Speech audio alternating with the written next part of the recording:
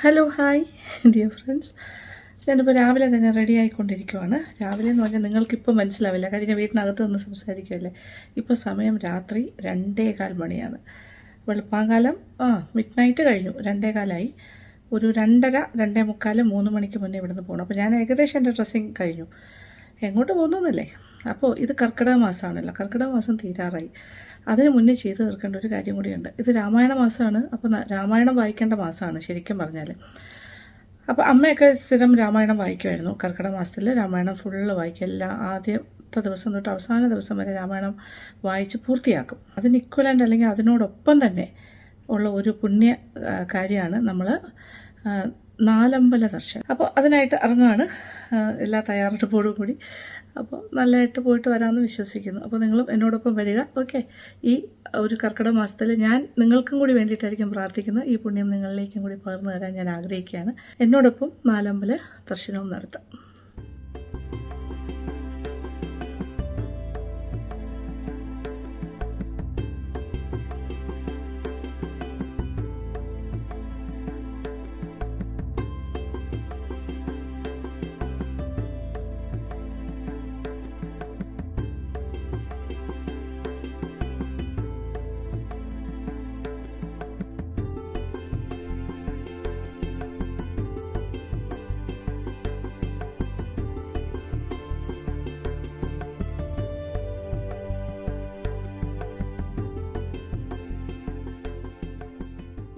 അങ്ങനെ ഏകദേശം ഒരു 3.5 മണിക്കൂർ യാത്ര ചെയ്ത് നമ്മൾ കോട്ടയം ജില്ലയിലാണ്, പാലയ്ക്കടുത്ത ഒരു സ്ഥലത്ത് നിൽക്കുന്നു. അതായത് നാലമ്പല ദർശനത്തിന് വന്നതാണ്. ഇപ്പോൾ ആദ്യത്തെ സ്ഥലം രാമപുരം എന്നുള്ളൊരു ഗ്രാമപ്രദേശമാണ്.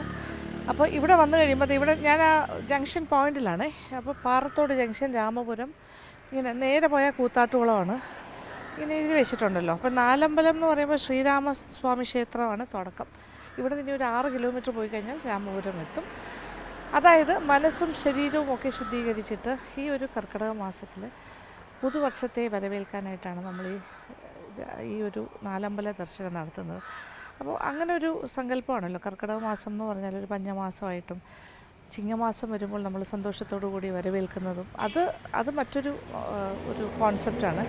പക്ഷേ പണ്ട് തൊട്ട് ഈ നാലമ്പല ദർശനം എന്നുള്ളൊരു സങ്കല്പം എന്ന് പറയുന്നത് നമ്മൾ ശ്രീരാമചന്ദ്ര ഭഗവാനെയും ലക്ഷ്മണ ഭഗവാനെയും ഭരത ഭഗവാനെയും പിന്നെന്താ പറയുക ശത്രുഘ്ന സ്വാമിയെയും എല്ലാം കണ്ട് പ്രാർത്ഥിച്ച് നമ്മുടെ മനസ്സ് ശുദ്ധീകരിക്കുന്ന ഒരു പ്രക്രിയയും കൂടിയാണ് നടക്കുന്നത്. അപ്പോൾ അതിൻ്റെ ഭാഗമായിട്ടാണ് ഞാനിവിടെ വന്ന് നിൽക്കുന്നത്. അപ്പോൾ നമുക്ക് ആദ്യത്തെ ക്ഷേത്രത്തിൻ്റെ ഭാഗത്തേക്ക് പോകാം. അപ്പോൾ അങ്ങോട്ട് പോയി കഴിയുമ്പോൾ തന്നെ ഇങ്ങനെ എന്താ പറയുക നാമം ഇങ്ങനെ കേട്ടു തുടങ്ങും. ഈ അവിടെ എല്ലാം അതാണ് ഒരു നമുക്ക് ചുറ്റും നമുക്ക് കേൾക്കാൻ പറ്റുന്ന ഒരു മന്ത്ര ധ്വനികളെല്ലാം അത് തന്നെ ആയിരിക്കും. അപ്പോൾ ഇനി ആ കാഴ്ചകളൊക്കെ നിങ്ങൾ കാണാൻ പോകുന്നത്. അവിടുത്തെ തിരക്കും കാര്യങ്ങളൊക്കെ എത്രയുണ്ടെന്ന് എനിക്കറിയില്ല.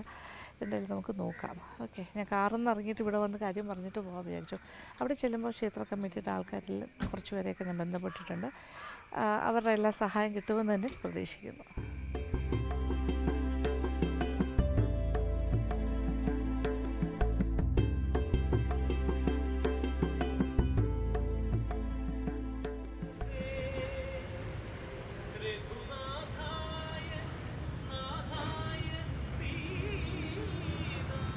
ഇവിടെ എത്തുമ്പോൾ തന്നെ ശ്രീരാമ ഭഗവാന്റെ ക്ഷേത്ര സന്നിധിയിലാണ്, രാമപുരത്തെ.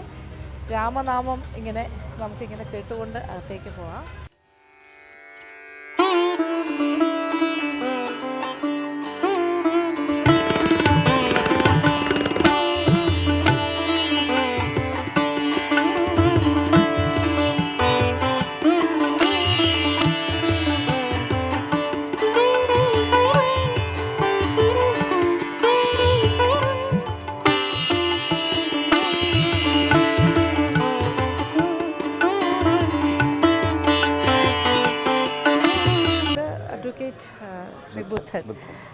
ഇവിടുത്തെ ഈ ക്ഷേത്ര കമ്മിറ്റിയുടെ മെയിൻ ഭാരവാഹിയാണ്. അപ്പോൾ അദ്ദേഹം രാവിലെ തന്നെ ഇവിടെ ഉണ്ടാവുമല്ലോ. അപ്പോൾ ഞാൻ വിളിച്ചപ്പോൾ തന്നെ വലിയ സന്തോഷമായി. ഞാൻ ഇത് വർഷങ്ങൾക്ക് മുമ്പ് വന്നപ്പോഴും ഉണ്ടായിരുന്നു, നമ്മൾ അന്നും വെയിറ്റ് ചെയ്തിരുന്നു. അപ്പോൾ എല്ലാ കാര്യങ്ങളും പറഞ്ഞു തരാനും ഒക്കെ ഒരു വലിയ സഹായമാണ്. ട്രസ്റ്റാക്കി അല്ലേ? ഓക്കെ, അന്ന് ട്രസ്റ്റ് അല്ലായിരുന്നു. രജിസ്റ്റേർഡ് ട്രസ്റ്റ് ആക്കി. അപ്പോൾ കുറച്ചുകൂടി ഓർഗനൈസ്ഡ് ആയി. അതെ മനസ്സിലായി. അമ്പും സമർപ്പണം ലക്ഷ്മി. നാളെ ചതയം. അപ്പോൾ ഇവിടെ നമ്മൾ രസീതൊക്കെ എടുക്കണം. നമ്മുടെ ഇവിടെ ശ്രീരാമ ഭഗവാന്റെ പ്രധാനപ്പെട്ട അർച്ചന എന്ന് പറഞ്ഞാൽ അമ്പും വില്ലുമാണ് സമർപ്പണം. പിന്നെ അത് കഴിഞ്ഞിട്ട് ഇവിടെ ഉപദൈവങ്ങളായിട്ട് ഹനുമാൻ ഉണ്ട്.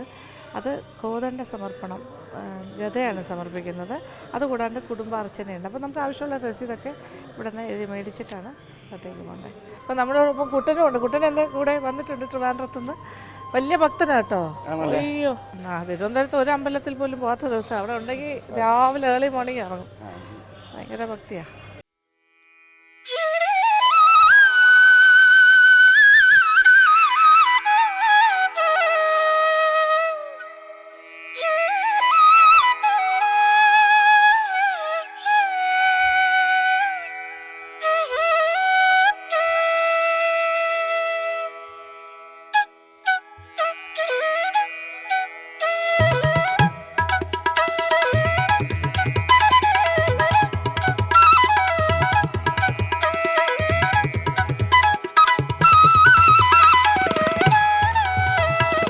ശ്രീരാമ ഭഗവാനെ കണ്ട് പ്രാർത്ഥിച്ചു, ഹനുമാൻ സ്വാമിയെ കണ്ട് പ്രാർത്ഥിച്ചു. അങ്ങനെ അവിടുത്തെ ഈ ഒരു ക്ഷേത്രത്തിൻ്റെ ആദ്യത്തെ ക്ഷേത്രമാണിത്. ഇവിടുത്തെ പ്രാർത്ഥന കഴിഞ്ഞു. അപ്പോൾ ഇവിടെ അമ്പും വില്ലും സമർപ്പണം അതെല്ലാം ചെയ്തു. ഇവിടെ വളരെ സൗകര്യമൊക്കെ ചെയ്തു തന്നതുകൊണ്ട് ഭയങ്കര എളുപ്പം. ഇന്ന് വലിയ തിരക്കില്ല, കാര്യം ഇന്നൊരു വർക്കിംഗ് ഡേ ആണ്. ഇന്ന് തിരക്ക് കുറഞ്ഞ ദിവസം നോക്കി ഇത് ഏതാണ്ട് കർക്കിടക മാസം തീരാറായ സമയമാണ്. അതുകൊണ്ട് തന്നെ ഇന്നലെയും മെനിങ്ങാന്നും ഒക്കെ വന്നിരുന്നെങ്കിൽ ഭയങ്കര റഷായിരുന്നു. സൺഡേ ഒന്നും ഇവിടെ കയറാൻ പറ്റാത്തത്ര തിരക്കായിരുന്നു. നമുക്കിത് കുറച്ചുകൂടെ സൗകര്യമായി.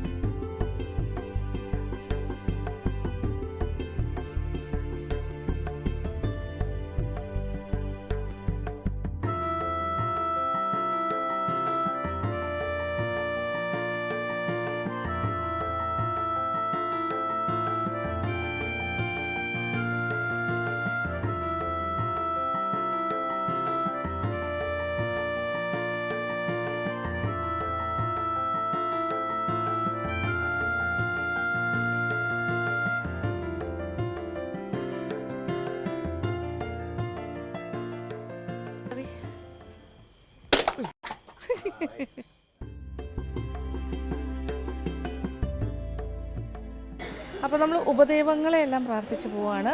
അവിടെ മഹാഗണപതി, അവിടെ ഗണപതി ഭഗവാന് തേങ്ങ, പിന്നെ തേങ്ങ അടിച്ചു. ഇങ്ങനെ ഓരോരോ പിന്നെ നാഗഭഗവാൻ്റെ അവിടെയും പ്രാർത്ഥിച്ചു.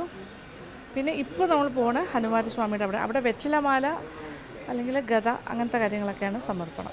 ഇതാണ് ഹനുമാൻ സ്വാമിക്കുള്ള ഓ ആണോ ഉദ്ദിഷ്ടകാര്യ ഗത സമർപ്പിക്കുന്നതോ? മനസ്സിലെന്താ ആഗ്രഹിച്ച് നമ്മൾ സമർപ്പിക്കുന്നതാണ്. പ്രാർത്ഥിച്ചിട്ട് പ്രദർശനം വെച്ചിട്ട് ഒരു ചുറ്റും നടന്നിട്ട് ഒരു ദക്ഷിണയും കൂടി വെച്ചിട്ട് അല്ലേ? Okay okay.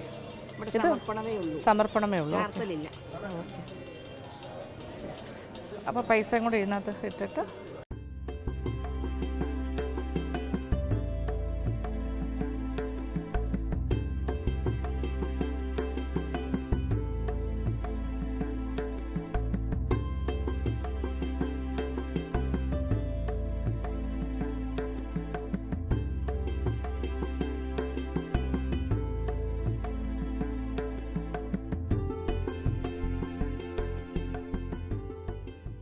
ഇതാണ് ട്രസ്റ്റിന്റെ ഓഫീസ്. അതായത് Shri Ramaswamy Devaswom religious and trust. ഇതാണ് നമ്മുടെ ട്രസ്റ്റിന്റെ. ഇതൊക്കെ മൂന്ന് കുടുംബങ്ങൾ ചേർന്ന ട്രസ്റ്റാണ്.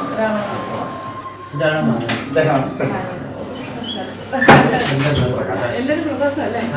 മൂന്ന് ഫാമിലിയുടെ ഓക്കെ, എല്ലാവരും മൂന്ന് ഫാമിലിയുടെ ഒരു ട്രസ്റ്റാണിത്. അപ്പോൾ എന്തായാലും വളരെ സന്തോഷം. ഒരുപാട് കാര്യങ്ങൾ ഇവിടെ പറഞ്ഞു തരാനായിട്ടുണ്ട്. അദ്ദേഹത്തിന് കൂടുതൽ കാര്യങ്ങൾ പറഞ്ഞു തരാൻ സാധിക്കും. 100-600 വർഷം പഴക്കമുള്ള ക്ഷേത്രങ്ങളാണ് ഈ 4. ശ്രീരാമൻ സീതാപരിത്യാഗത്തിന് ശേഷം മനോവിഷമത്തിൽ ദീർഘയാത്രയ്ക്ക് പുറപ്പെടുക, ആരോടും പറയാതെ. അപ്പോൾ അങ്ങനെ യാത്ര വന്ന് ഈ തെക്ക് ദിക്കിലേക്ക് നടന്നു വന്നു എന്നാണ് സങ്കല്പം. അപ്പോൾ ഇവിടെ അന്നൊക്കെ ഭയങ്കര കാടും പുഴയൊക്കെ നിറഞ്ഞ സ്ഥലപ്രദേശമാണ്. അപ്പോൾ ഇവിടെ ധ്യാനത്തിനിരുന്നു. മനസമാധാനം കിട്ടിയ സ്ഥലമാണ് അല്ലേ? ഞാനത് വായിച്ചായിരുന്നു. അപ്പോൾ അത് മനസ്സിലാക്കി ശ്രീരാമൻ എങ്ങോട്ടാണ് പോവുക എന്നുള്ളത് സഹോദരന്മാർക്ക് കൃത്യമായിട്ട് അറിയാം. അവരും പുറകെ പിന്തുടർന്നു. അവരും ഈ ചുറ്റുവട്ടം ഈ ഒരു പ്രദേശത്ത് തന്നെ വന്ന് ധ്യാനനിരതരായി സങ്കല്പം. അതിൻ്റെ ഒരു പ്രത്യേകത മാഡം ഒരു സർക്കിൾ പോലെയാണ്. ഇപ്പം ഞാൻ കിഴക്കോട്ട് തിരിഞ്ഞു. എൻ്റെ വലതുവശത്താണ് ലക്ഷ്മണസ്വാമി, പുറകിൽ ദാറ്റ് മീൻസ് കിഴക്ക്, തെക്ക്, നോർത്ത്, വടക്ക്, വെസ്റ്റാണ്, ഈസ്റ്റ് ആൻഡ് അഗൈൻ ഇങ്ങനെ കറങ്ങി വരും. അപ്പോൾ ശരിക്കും ഒരു റൗണ്ട് അബൌട്ട് പോലെ, ക്ലോക്ക് വൈസ് ആണ് എല്ലാ സഹോദരങ്ങളും ഇരിക്കുന്നത്. അതൊരു 3 കിലോമീറ്റർ ചുറ്റളവിലാണ്. 3 കിലോമീറ്റർ ചുറ്റളവിലാണ് ഈ 4 ക്ഷേത്രങ്ങളും ഉള്ളത്. ശ്രീരാമ ഭഗവാനും ലക്ഷ്മണ ഭഗവാൻ, പിന്നെ ഭരത ഭഗവാൻ ആൻഡ് ശത്രുഘ്ന ഭഗവാൻ, എല്ലാവരുടെയും ക്ഷേത്രങ്ങൾ ഇങ്ങനെ ആ ഒരു ക്ലോക്ക് വൈസാണ് ഇരിക്കുന്നത്.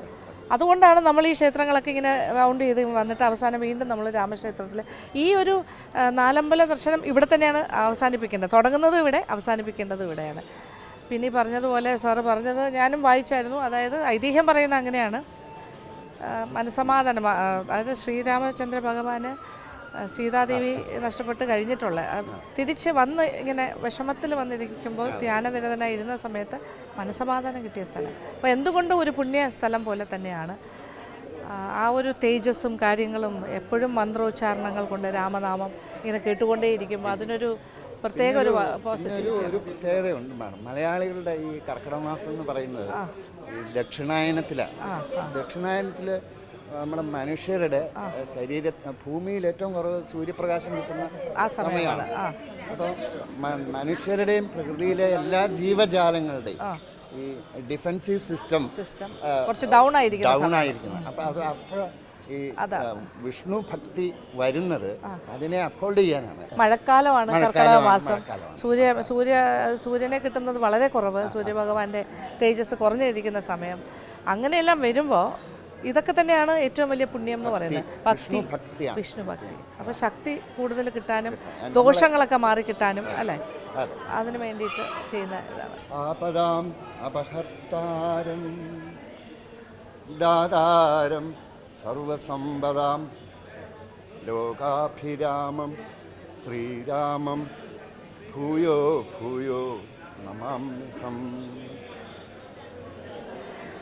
ബുധൻ സാറ് അഡ്വക്കേറ്റ് ആണ്. അദ്ദേഹം രാവിലെ തൊട്ട് ക്ഷേത്രത്തിൽ വന്ന് ഇവിടുത്തെ കാര്യങ്ങളെല്ലാം കഴിഞ്ഞിട്ടാണ് കോടതിയിലേക്ക് പോകുന്നത്. എത്ര മണിയാവും ഇവിടുന്ന് പോകും? ഫ്രഷ് ആവും, നേരെ കോടതിയിലേക്ക്. ഓക്കെ, അതാണ് അദ്ദേഹത്തിൻ്റെ ദിനചര്യ. അപ്പോൾ അമ്പലവും ക്ഷേത്രവും ഒക്കെ ആയിട്ട് അടുത്ത് നിൽക്കുന്നത്. അപ്പോൾ അതൊക്കെ ഒരു പുണ്യജന്മം തന്നെ അതേ പറയുള്ളൂ ഞാൻ. അപ്പോൾ താങ്ക് യു, വളരെ സന്തോഷം. അപ്പോൾ ഇനി അടുത്ത ക്ഷേത്രത്തിലേക്ക് പോകുന്നു ഞങ്ങൾ. ഞാൻ വന്നിട്ടുണ്ട്. അതെ അതെ, ഇന്നത്തെ ദിവസം വന്നത് നന്നായി. തിരക്ക് കുറഞ്ഞിരിക്കും, കമ്പാരിറ്റീവ്ലി കുറവാണ്.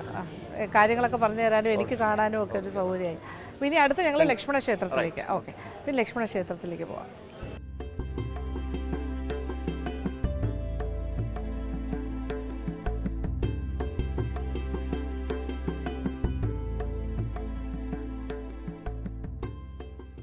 അങ്ങനെ നമ്മുടെ നാലമ്പല ദർശനത്തിൻ്റെ രണ്ടാമത്തെ ക്ഷേത്രത്തിൻ്റെ ഫ്രണ്ടിൽ എത്തിക്കഴിഞ്ഞു.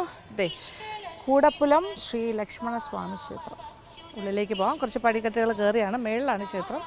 സ്റ്റെപ്സ് കയറി പോകാം.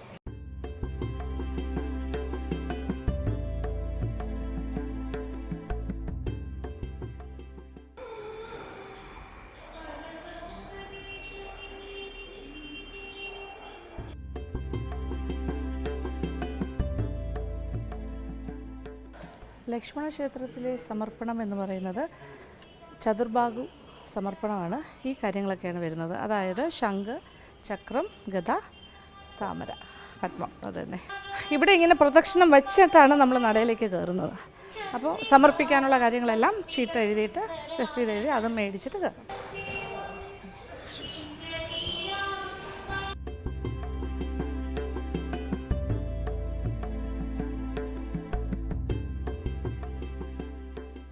ഇവിടുത്തെ മറ്റൊരു പ്രധാനപ്പെട്ട ഒരു വഴിപാട് അല്ലെങ്കിൽ സമർപ്പണം എന്ന് പറയുന്നത് അരമണി എന്ന് പറഞ്ഞിട്ട് ഭാര്യയും ഭർത്താവും കൂടി ചേർന്ന് പൂജിച്ച് ഒരു പഴം അവർ കഴിക്കണം അല്ലേ, പൂജിച്ച് രണ്ട് അവിടെ കൊടുത്തിട്ട് തിരിച്ചു തരും. അത് എന്നിട്ട് ഈ അരമണി എന്ന് പറഞ്ഞിട്ട് ഇങ്ങനെ ഒരു പാദസരം പോലെ അല്ലെങ്കിൽ അരിഞ്ഞാണം പോലെ ഇങ്ങനെ കാണും. ഇത് ഭഗവാന് അവിടെ സമർപ്പിക്കുന്നു. അത് കെട്ടിക്കഴിഞ്ഞാൽ ഇവിടുത്തെ വിശ്വാസം സന്താനം ലബ്ധിക്ക് വേണ്ടിയിട്ട് പ്രാർത്ഥനയോടുകൂടി ചെയ്തു കഴിഞ്ഞാൽ ഫലം സിദ്ധിക്കും എന്നാണ് ഇവിടെ വിശ്വാസികൾ പറയുന്നത്. അപ്പോൾ അത് എനിക്കത് ആവശ്യമില്ല, അത് അങ്ങനെ ആവശ്യമുള്ളവർക്ക് അത് വേണം. പിന്നെ നമ്മൾ ജനറലായിട്ടുള്ളതാണ് ഈ ചതുർബാഹു സമർപ്പണം അകത്ത്.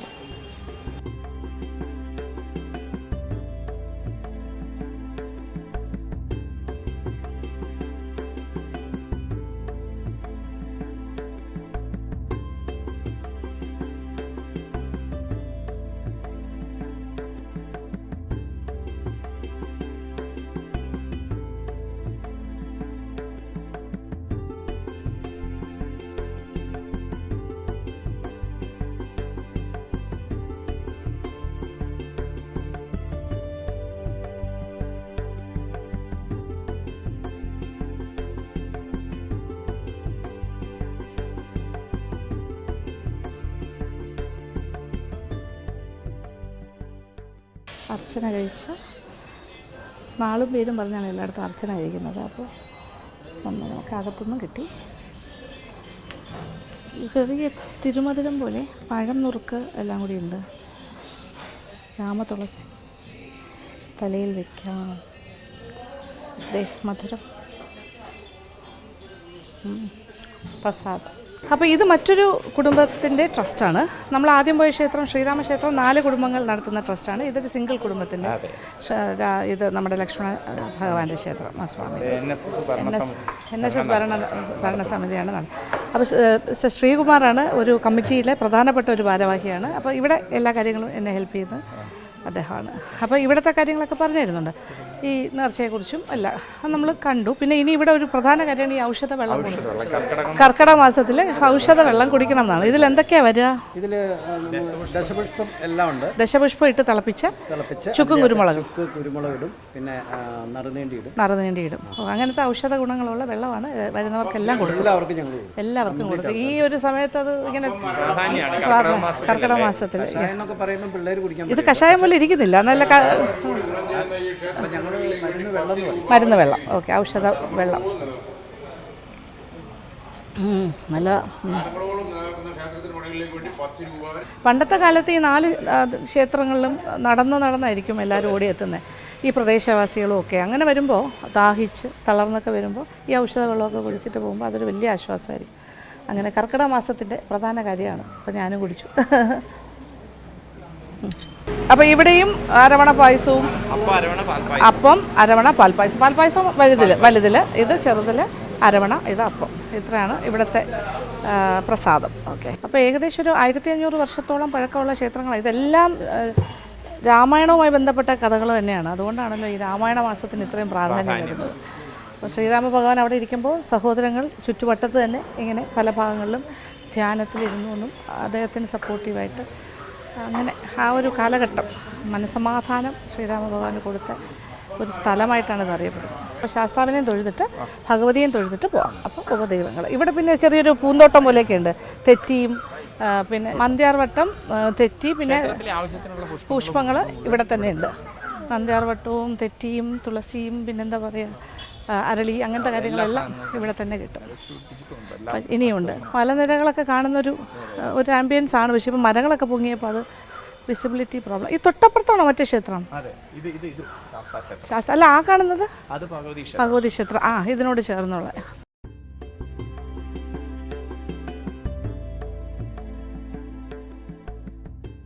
ഇത് സ്വയംഭൂവായിട്ട് വന്ന് അയ്യപ്പസ്വാമിയുടെ പ്രതിഷ്ഠയാണ് ഇവിടെ. അപ്പോൾ ഇവിടുത്തെ പ്രധാന വഴിപാടെന്ന് പറഞ്ഞാൽ നെയ്വിളക്കാണ്.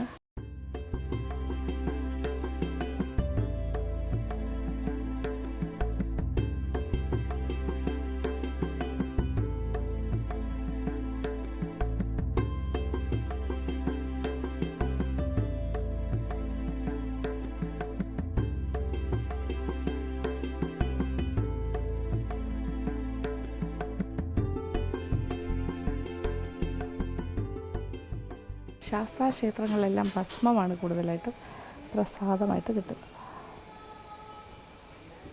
ഇവിടെ ഒരു അമ്പലക്കുളം, ക്ഷേത്രക്കുളം ഇതാണ്. അപ്പോൾ ഉപദൈവങ്ങളാണ് ഇവിടെ. നാഗരാജാവ്, ആ പ്രതിഷ്ഠകൾ. ഇത് ഭഗവതി, അകത്ത് ഭഗവതി ക്ഷേത്രം. വിവാഹിതരായ സ്ത്രീകൾക്ക് ദീർഘസുമംഗലിയായി ജീവിക്കാനായിട്ട് ഇവിടെ താമ്പൂല സമർപ്പണമുണ്ട്. പിന്നെ വിവാഹം കഴിക്കാത്തവർക്ക്, അതായത് മംഗല്യസിദ്ധിക്ക് വേണ്ടി പട്ടും താലി സമർപ്പിക്കുന്നൊരു ചടങ്ങുമുണ്ട്. അങ്ങനെ ഒരു നേർച്ചയുണ്ട്, സമർപ്പണം.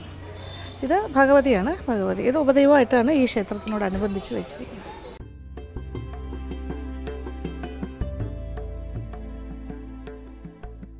ഭഗവതി ക്ഷേത്രങ്ങളിലെ പ്രസാദം എന്ന് പറഞ്ഞാൽ ചന്ദനം ഉണ്ടാകും, കുങ്കുമം ഉണ്ടാകും. ഇവിടെയും ചന്ദനവും കുങ്കുമവും തുളസി, അരളി.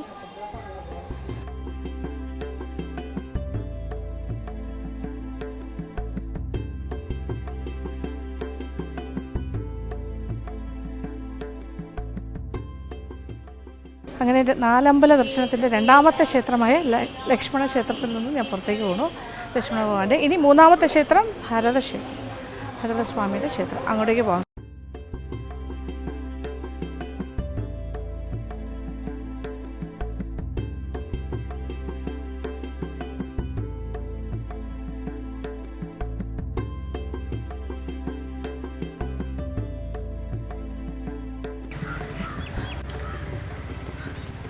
അങ്ങനെ അമ്മനക്കര ശ്രീ ഭരതസ്വാമി ക്ഷേത്രം. ഇവിടെയാണ് എൻട്രൻസ്.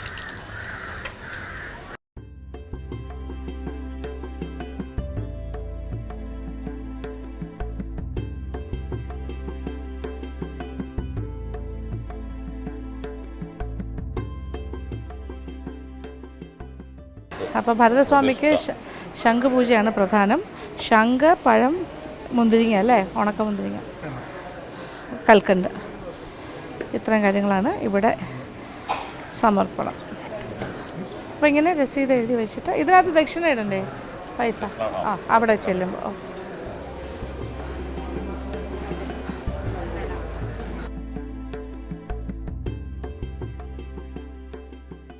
അമനക്കരയിൽ നിന്നും ഭക്തരെ കാത്തുവാഴും ഭരതനെ വിനിമി പോർക്കില്ല, സംസാര ദുഃഖം പൊരുളിത് ഹൃദി ചേർത്ത പാദപത്മം ഭജിക്കൂ, മഹിയിൽ മനുജന്മം സാർത്ഥമായി തീർന്നിടട്ടെ. ഇതാണ് ഇവിടുത്തെ മന്ത്രമൊക്കെ എഴുതി വെച്ചിരിക്കുന്നത്. പ്രാർത്ഥനയോടുകൂടി അകത്തേക്ക് പോകാം. ഭരത ഭഗവാന്റെ ക്ഷേത്രങ്ങളൊക്കെ വളരെ കുറവാണല്ലോ നമുക്ക് കേരളത്തിൽ. അങ്ങനെ വളരെ പ്രധാനപ്പെട്ട ക്ഷേത്രങ്ങളാണിത്.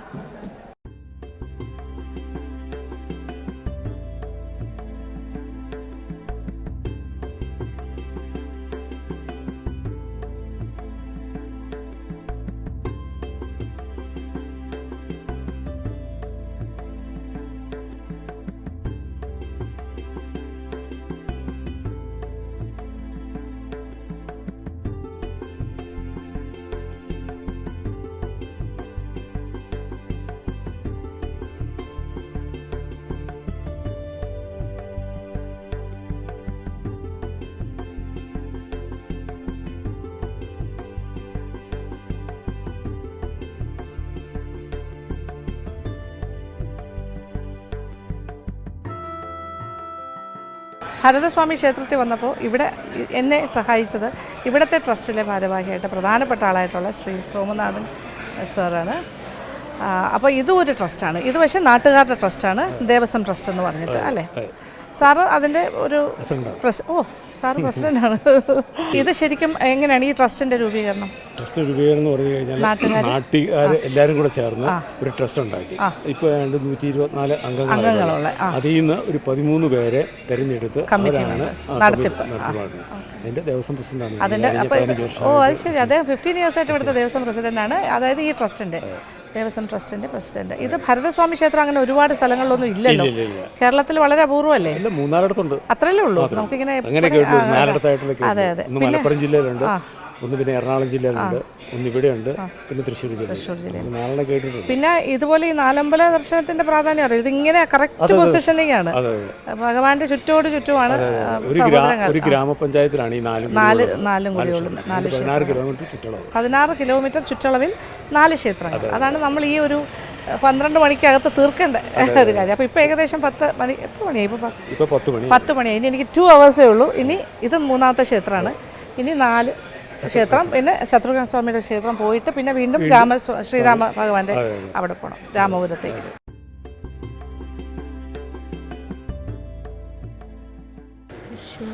ഓം നമഃ ശിവായ. ഓം നമഃ ശിവായ. ഓം നമഃ ശിവായ. ഓം നമഃ ശിവായ. ഓം നമഃ ശിവായ. പാതുക പൂജാ മണ്ഡപം, അത് ശ്രീരാമ ഭഗവാന്റെ പാതുകങ്ങൾ വെച്ച് ഭരത ഭഗവാൻ ഇങ്ങനെ പ്രാർത്ഥിച്ചതിൻ്റെ ഒരു സങ്കല്പമാണ് അതിൻ്റെ ഇവിടെ പാതുക പൂജാ മണ്ഡപം എന്ന് പറഞ്ഞിട്ട് സിംബോളിക്കായിട്ട് ഇവിടെ ഉണ്ട്. അവിടെ പ്രാർത്ഥനയും രാമായണ വായനയൊക്കെ ഉണ്ടാവും, ഭജന എല്ലാ കാര്യങ്ങളും നടക്കുന്നത്.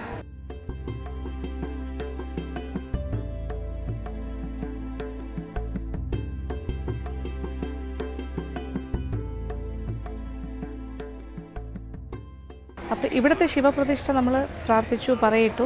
അപ്പോൾ യോഗി പോസ്ചറിലാണ് ഭഗവാൻ ഇരിക്കുന്നത്, അതായത് മെഡിറ്റേഷനിലാണ്. അതുകൊണ്ട് തന്നെ നല്ല ചൂടായിരിക്കും എന്ന് പറഞ്ഞാൽ എപ്പോഴും നനവ് വേണം. അപ്പോൾ വെള്ളം ശ്രീകോവിലിൽ ചെറിയൊരു ഹോൾ ഉണ്ടാക്കിയിട്ടുണ്ട്, മേളിൽ നിന്ന് ഇങ്ങനെ വെള്ളം അതിലേക്ക് വീഴുന്ന രീതിയിലാണ് സംവിധാനം ചെയ്തിരിക്കുന്നത്. കൂൾ ചെയ്യണം എന്നാണ് പറയുന്നത്. ഇങ്ങനെ യോഗിയായിട്ടിരിക്കുമ്പോൾ നല്ല ചൂടായിരിക്കും, അപ്പോൾ കൂളി. അങ്ങനെ ഓരോ വിഗ്രഹത്തിനും ഓരോ പ്രതിഷ്ഠകൾക്കും പ്രത്യേകതകളുണ്ട്.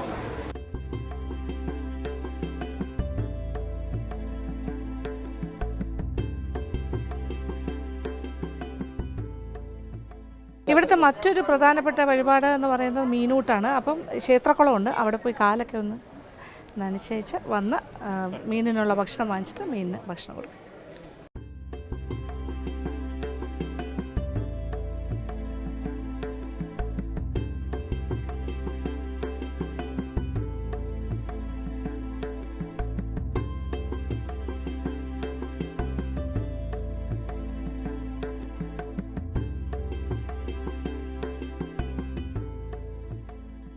പിന്നെ മീനിനുള്ള ഭക്ഷണം, മീൻ ഊട്ടാൻ പോണു. അതെ, പഴമൊക്കെ ഉണ്ട്, പഴവും മലരുമാണ് അവൻ്റെ ഭക്ഷണം. പഴം വലിയ ഇഷ്ടമാണെന്നാണ് പറയുന്നത്. ഇതേ പ്രാവിരിക്കുന്ന നോക്കിയേ, പ്രാവിനും വേണോ ഭക്ഷണം?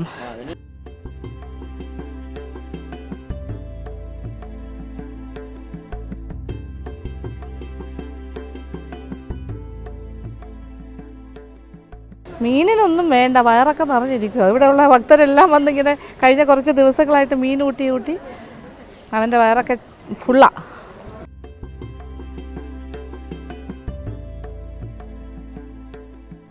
ഈ ഭരതക്ഷേത്രത്തിൻ്റെ ദേവസ്വം കമ്മിറ്റിയിലെ പ്രധാനപ്പെട്ട ആൾക്കാരാണ് ഇപ്പോൾ എൻ്റെ ചുറ്റും നിൽക്കുന്നത്. പ്രസിഡന്റിനെ ഓൾറെഡി പരിചയപ്പെട്ടു, സാർ തന്നെ എല്ലാവരും ഒന്ന് പരിചയപ്പെടുത്തി.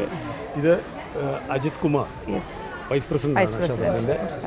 ദേവസ്വത്തിന്റെ ആദരണീയ പ്രസിഡന്റ് ശ്രീ പി നിർമ്മല, സെക്രട്ടറിയാണ്. സ്ഥാനം അങ്ങോട്ട് കൊടുക്കും, അങ്ങനെ ഒരു ഉദ്ദേശമുണ്ട്. നല്ല പ്രഭാഷകനാണ്. സാറിന്റെ പേരെന്തായിരുന്നു? ആണല്ലേ. പിന്നെ ഇത് ഊരാൺമ കുടുംബത്തിൽപ്പെട്ട ആളാണ്, നമ്മുടെ ജോയിന്റ് സെക്രട്ടറിയാണ്. ഇത് പ്രധാനപ്പെട്ട ഇവിടുത്തെ ഒരാളല്ലേ, സാറിന്റെ വൈഫാണ്, വളരെ പ്രധാനപ്പെട്ട ആളാണ്. പിന്നെ അങ്ങനെ കുറച്ച് ആൾക്കാർ, ഇവരെല്ലാവരും വളരെ ശക്തമായി നിന്നിട്ടാണ് കാര്യങ്ങൾ നടത്തിക്കൊണ്ടുപോകും. അപ്പോൾ ഓരോ ക്ഷേത്രവും ഓരോ ഡിഫറെൻറ്റ് ട്രസ്റ്റാണ്, എല്ലാം തമ്മിൽ തമ്മിൽ കണക്റ്റഡ് ആണെങ്കിലും മാനേജ്മെന്റ് ഇസ് ഡിഫറെൻ്റ് അല്ലേ. ഓക്കെ, അപ്പോൾ ജനറലി നമുക്കൊരു കമ്മിറ്റി ഉണ്ട് എല്ലാ ക്ഷേത്രങ്ങൾക്കും കൂടെ. 4 അമ്പലം, അതിലെല്ലാവരും വരും മെമ്പേഴ്സ്, എല്ലാ അമ്പലത്തിൽ നിന്ന് ആൾക്കാർ വരും. ഓക്കെ, അപ്പോൾ അതൊരു നല്ല കാര്യമാണ്. ഇത് വളരെ ലൈവായിട്ട് ഇങ്ങനെ ഭയങ്കര എത്രയോ വർഷങ്ങൾ, ഞാൻ 10 വർഷം മുന്നേ ഇവിടെ വന്നത്. ഇപ്പം അതിനെക്കാട്ടിലും ഒക്കെ കുറേ കൂടെ വലിയ അല്ലേ തിരക്കും ഒക്കെ കൂടിയിട്ടുണ്ട്, പണ്ടത്തേനെ അപ്പുറം അല്ലേ. ഇനി ഓരോ വർഷം കൂടി വരട്ടെ ഭഗവാന്റെ അല്ലേ.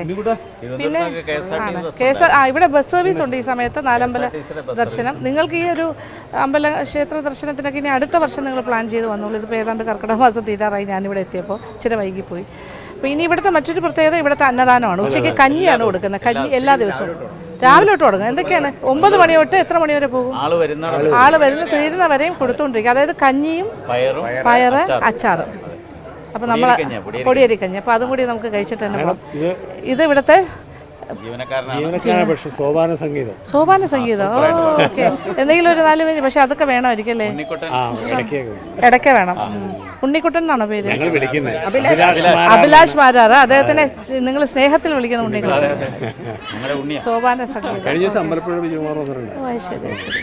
എന്തായാലും എല്ലാവരും പരിചയപ്പെട്ടാൽ ഒരുപാട് സന്തോഷം. ഇവിടെ ഒരു ബുക്ക് സ്റ്റാളാണ്. ഇവിടെ എല്ലാ നാളനുസരിച്ചിട്ടുള്ള സ്റ്റോൺ വെച്ചിട്ടുള്ള മോതിരം, പിന്നെ മാല, പുരാണ പുസ്തകങ്ങൾ, പിന്നെ ഭഗവാന്റെ ചിത്രം ഫ്രെയിം ചെയ്ത് വെച്ചിട്ടുണ്ട്. പൂജാമുറിയിൽ പട്ടാഭിഷേകത്തിൻ്റെ ഇത് പൂജാമുറിയിലൊക്കെ വെക്കാൻ നല്ലൊരു ചിത്രമായിരിക്കും.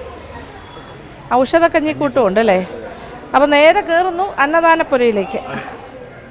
ഇപ്പോൾ അച്ചാറ്, നാരങ്ങ അച്ചാറാണ് ഇത്. മറ്റേ വടുകപ്പുളിയാണെന്ന് തോന്നുന്നു അല്ലേ? വടുകപ്പുളി, പിന്നെ പയറ് തോരൻ. എന്താ വേണ്ടത് പിന്നെ? അടിപൊളിയാണല്ലോ. ഇത് പൊടിയരി കഞ്ഞി. ഇത് ഉപ്പിട്ടതാണോ? ഭഗവാന്റെ പ്രസാദം എന്ന് തന്നെ വിചാരിച്ച് കഴിക്കാം നമുക്ക്.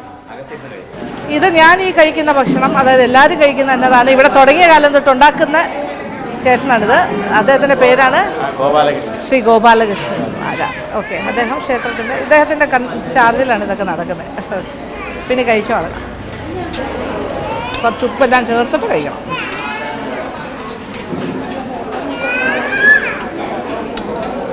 അച്ചാർ. ആഹാ. അമനക്കര ഭരതക്ഷേത്രത്തിനോട് അടുത്ത് തന്നെ ജസ്റ്റ് വാക്കിംഗ് ഡിസ്റ്റൻസ് ആണ് ഭഗവതി ക്ഷേത്രം. ഉറുമ്പിക്കാവ് ഭഗവതി ക്ഷേത്രം അമനക്കര. അവിടെയും കൂടി ഒന്ന് പ്രാർത്ഥിച്ചു പോകാം. ഇവിടുത്തെ അർച്ചനയ്ക്ക് നമ്മൾ എടുക്കേണ്ടത് നെയ്വിളക്കുണ്ട്, പിന്നെ പേന ഉണ്ട് അല്ലേ? പേന പൂജിക്കുന്ന പരിപാടി. ഇത് നമുക്ക് തിരിച്ചു തരും എന്നിട്ട്. ഇങ്ങനെയാണോ? താലത്തിലാണോ എല്ലാം കൂടി? ഇത്രയും കൂടി ചേർന്നിട്ടല്ലേ? ഇതൊരു സമർപ്പണമാണ്. പട്ട്, പേന, പിന്നെ നെയ്വിളക്ക്, ഇതെല്ലാം കൂടി ചേർത്ത് ഭഗവതിക്ക് സമർപ്പിക്കാം.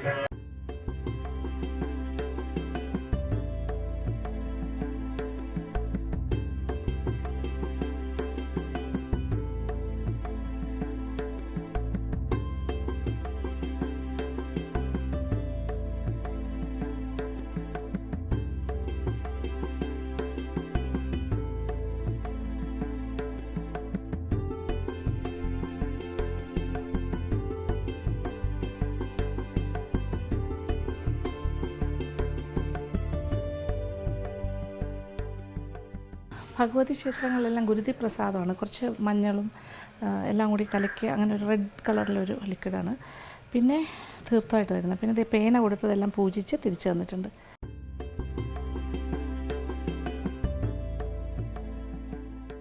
വെള്ളമുണ്ട് കഴിച്ചിട്ട്. പ്രസാദം, പായസം. ഇവിടെ ഇരുന്ന് കഴിച്ച് കൈ കഴുകിയിട്ട് പോകാമെന്നാണ് പറഞ്ഞേ. ഇതെനിക്ക് സന്തോഷം. സാധാരണ ഒരു പായസമാണ്, എന്നാലും ഭഗവതിയുടെ അല്ലേ, സന്തോഷമായി. ഇനി 4ാമത്തെ ക്ഷേത്രത്തിലേക്ക് പോകുന്നു. നമ്മുടെ നാലമ്പലത്തിൻ്റെ ലാസ്റ്റ് ക്ഷേത്രമാണ് ശത്രുഘ്ന സ്വാമിയുടെ ക്ഷേത്രം. ഇവിടെ നിന്നൊരു 1.5-2 കിലോമീറ്ററേ ഉള്ളൂ.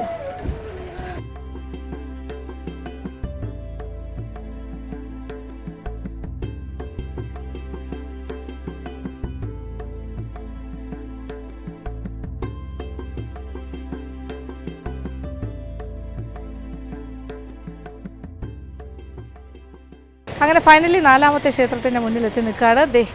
മേത്തിരി ശ്രീ ശത്രുഘ്ന സ്വാമി ക്ഷേത്രം. ക്ഷേത്രം മേളിലാണ്. ഇവിടെ ഇങ്ങനെ ആർച്ചൊക്കെ കെട്ടിയിരിക്കുന്നത്. ഇതുവഴി നടന്ന് മുകളിലേക്ക് പോകാം.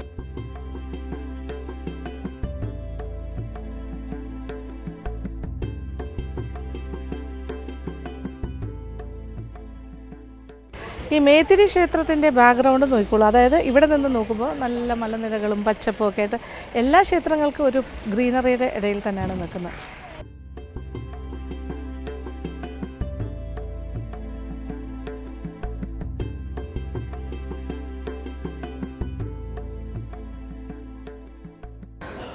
ഇതാണ് ഇവിടുത്തെ പ്രധാന വഴിപാട്, അതായത് സമർപ്പണം, ചക്രം. ഇവിടെയാണ് ഇതൊക്കെ എടുക്കേണ്ടത്. ഇത് നടയിൽ സമർപ്പിക്കണം. ഡോളിക എന്ന് പറഞ്ഞിട്ട് തൊട്ടിൽ സമർപ്പണം. അതാണ് കൃഷ്ണ ഭഗവാന്, കുഞ്ഞു കൃഷ്ണൻ, ഉണ്ണിക്കണ്ണൻ അല്ലേ? സന്താന ഗോപാലകൃഷ്ണൻ. അത് കുഞ്ഞുങ്ങളുണ്ടാകാൻ വേണ്ടിയുള്ള പ്രാർത്ഥനയാണിത്, ഈ സമർപ്പണം. പിന്നെ പട്ട് സമർപ്പണമുണ്ട്. പിന്നെ ഒടയാട എന്ന് പറയാം, ഒടയാട സമർപ്പണം. അതെന്തിനു വേണ്ടിയിട്ടുള്ളതാണ്? വിവാഹം. ഓക്കെ, വിവാഹം പെട്ടെന്ന് നടക്കാനായിട്ട് ഇവിടെ അതിനെന്താ പറയുന്നത്, നമ്മൾ ഉടയാട സമർപ്പണം, പട്ട്. പിന്നെ അത് കഴിഞ്ഞിട്ട് ഇത്, പിന്നെ ചക്രം സമർപ്പണം. പിന്നെ ശരീരം എവിടെയെങ്കിലും വേദനയൊക്കെ ഉണ്ടെങ്കിൽ ഇങ്ങനെ, ഇതിനെന്താ പറയുക, ആൾരൂപത്തിൻ്റെ സമർപ്പണം. ഫുൾ രൂപമുണ്ട്, കൈ, കാല്, അങ്ങനെ ഓരോരോ പാർട്സ് ആയിട്ടുണ്ട്, ചെവി, അങ്ങനെയല്ല. അപ്പോൾ ഇങ്ങനെയുള്ള കുറേ സമർപ്പണങ്ങളുണ്ട്, ഇവിടുത്തെ വഴിപാടുകളാണ് ഇതൊക്കെ. ഓക്കെ, അപ്പോൾ ഇങ്ങനെ കുറേ കാര്യങ്ങളുണ്ട്. അപ്പോൾ നമുക്ക് എന്ത് വേണമെങ്കിലും പ്രാർത്ഥനയോടുകൂടി ഇവിടെ വഴിപാട് കഴിച്ചാൽ വിശ്വാസികൾക്ക്, അങ്ങനെ വിശ്വസിക്കുന്ന. പിന്നെ അകത്തേക്ക് പോകാം.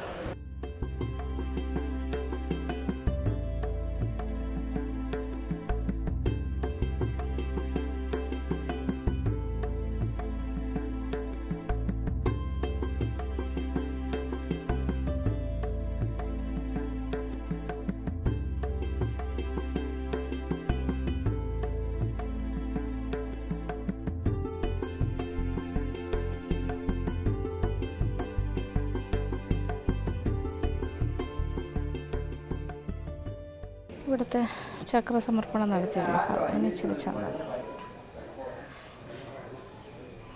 ഇത് കൂടാണ്ട് ഇതിൻ്റെ അകത്ത് അല്ലാതെ എക്സ്ട്രാ പ്രസാദം തരും, പഞ്ചസാര. നോക്കട്ടെ, പൂജിച്ചതാ. ഗുരുവായൂരിലെ പഞ്ചസാരയൊക്കെ കൊടുക്കില്ല, അതുപോലെ.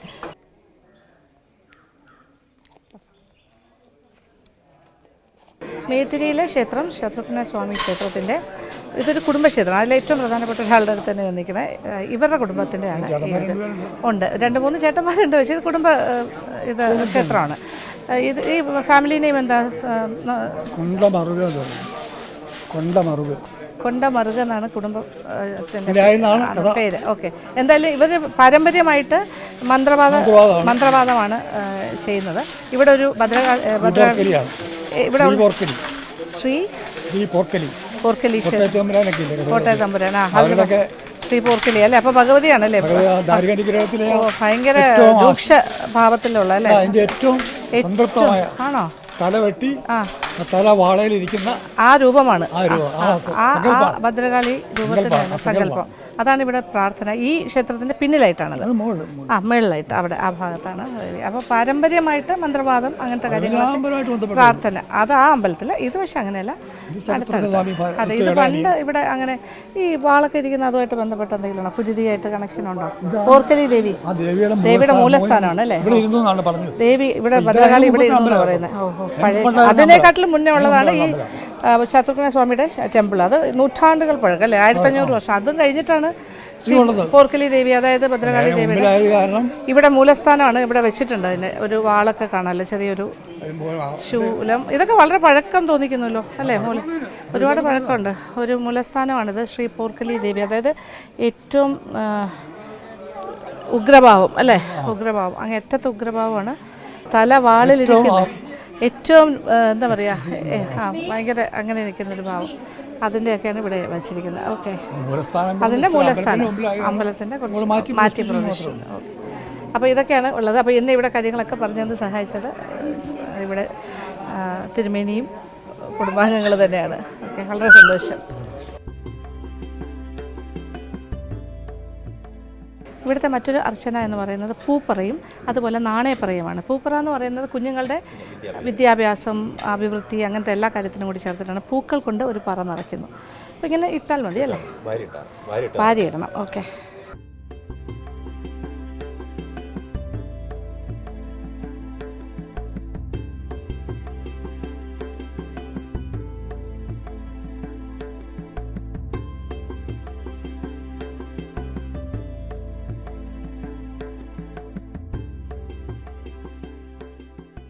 നമ്മൾ പ്രാർത്ഥനയോടുകൂടി നമ്മൾ എന്തെങ്കിലും മനസ്സിൽ ആഗ്രഹിച്ച് ചെയ്യുകയാണെങ്കിൽ കുഞ്ഞുങ്ങളുടെ അഭിവൃദ്ധിക്ക് വേണ്ടിയിട്ടുള്ള കാര്യങ്ങൾ. ഇനി നാണയം, കുടുംബത്തിൻ്റെ അഭിവൃദ്ധി, ഐശ്വര്യം എല്ലാത്തിനും നാണയപ്പറ. കുറേ നാണയങ്ങളുണ്ട്, അത് ഈ പറയ്ക്കകത്തേക്ക് നിറയ്ക്കണം. അതും കോരിയിട്ടാൽ മതി.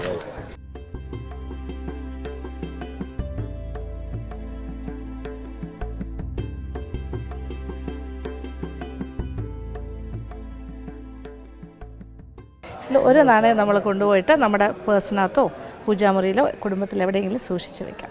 അപ്പോൾ കാണുന്ന രീതിയിലല്ലേ? അപ്പോൾ എല്ലാവർക്കും കുടുംബത്തിന് മൊത്തം ഐശ്വര്യം വരുന്നത് ഇതൊക്കെ വിശ്വാസികളുടെ വിശ്വാസങ്ങളാണ്.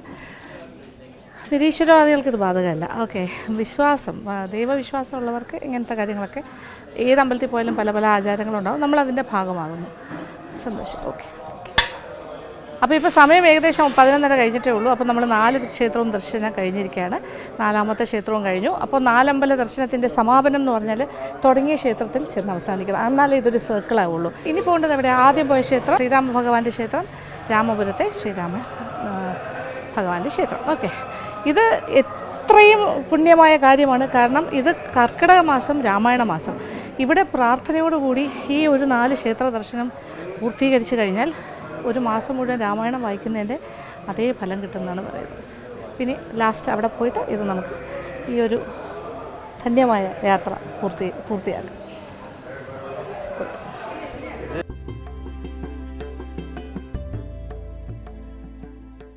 അങ്ങനെ 4 അമ്പല ദർശനവും കഴിഞ്ഞിട്ട് സ്പീഡിൽ പോയിക്കൊണ്ടിരിക്കുന്നു. 12 മണിയായി ആകാറായി വരുന്നു. അപ്പോൾ അത് ആകുന്നതിന് മുന്നേ, നട അടയ്ക്കുന്നതിന് മുന്നേ വീണ്ടും നമ്മൾ തുടങ്ങിയ സ്ഥലത്തെത്തുന്നു. രാമപുരത്തെ ശ്രീരാമ ക്ഷേത്രത്തിലേക്കുള്ള യാത്രയിലാണ്. അതുകൊണ്ട് കഴിഞ്ഞു 4 അമ്പല ദർശനം സക്സസ്ഫുള്ളി കംപ്ലീറ്റഡ് എന്ന് പറയാൻ പറ്റും. റബ്ബർ കാടുകളുടെ ഇടയിലൂടെയൊക്കെയാണ് സഞ്ചരിച്ച് പോകുന്നത്. ഏകദേശം 2-2.5 കിലോമീറ്റർ പോകുമ്പോൾ അവിടെ എത്തും. അങ്ങനെ ഫൈനലി രാമപുരത്തെ ശ്രീകൃഷ്ണ സ്വാമി ഭഗവാന്റെ നടയിലെത്തിയിരിക്കുകയാണ്. അകത്ത് പോയി പ്രാർത്ഥിച്ച് വരുമ്പോൾ നമ്മുടെ 4 അമ്പല യാത്ര, അത് ദർശനം പുണ്യമായി തന്നെ തീരുന്നു. പോയിട്ട് വരാം.